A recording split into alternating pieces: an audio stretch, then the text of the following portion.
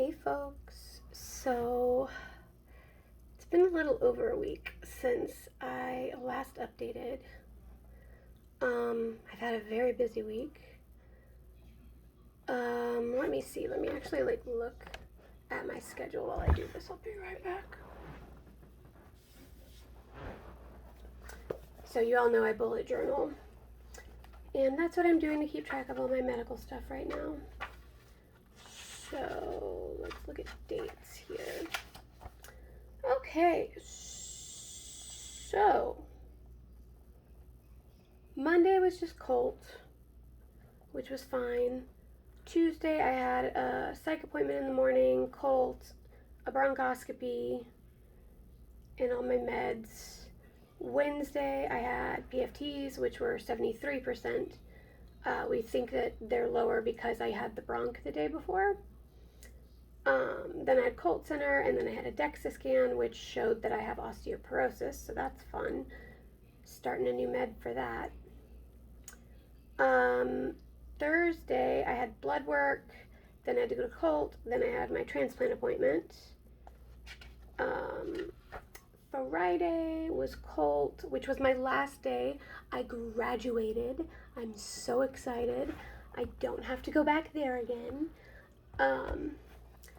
But yeah, so I graduated Colt, which is totally awesome. I met all my goals, near enough that they let me graduate.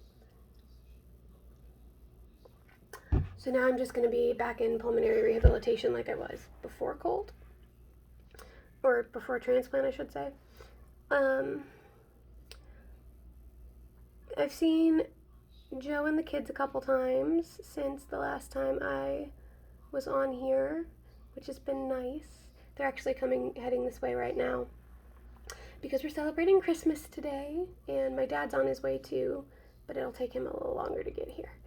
We're going to order pizza from Just Pizza in Indianapolis, northeastern Indianapolis. More eastern than northeastern, really. But it's delicious. It's one of my favorite places to get pizza, and I know the owner personally, and he's like the coolest guy. Shout out to Joe. But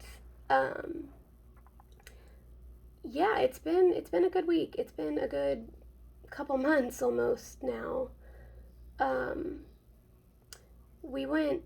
Joe and the kids and I went to the square downtown last night, and it was cold.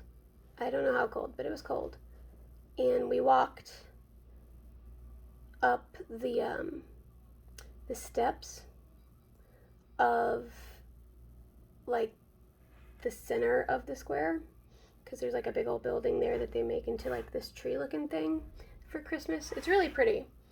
But I did that maybe 1 or 2 years ago with my brother and my ex-girlfriend, and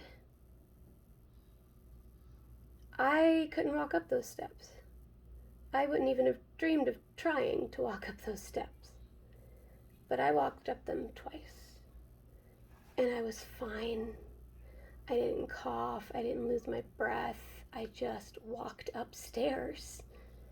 And I know that sounds like something stupid to be excited about, but for me, like, that's a huge deal. I have a hard time walking up one flight of stairs. Well, before transplant, I had a hard time walking up one flight of stairs.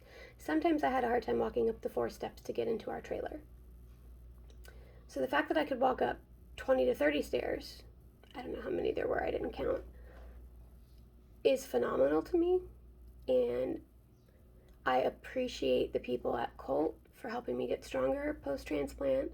I appreciate everybody at Methodist who helped me recover, the people who did the surgery, and of course, the most important person, whoever it is that donated these lungs.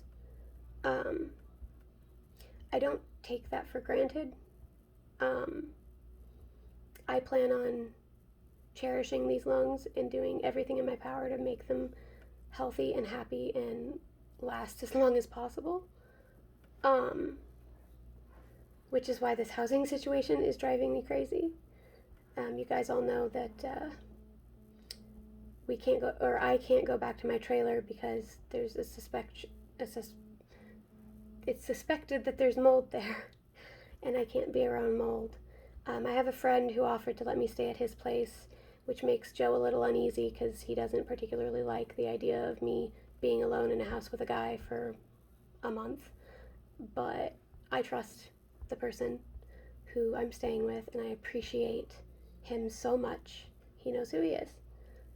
But I can't even put into words because I've asked so many people if I could crash at their place, and he's the only one that was close enough to the hospital that said yes.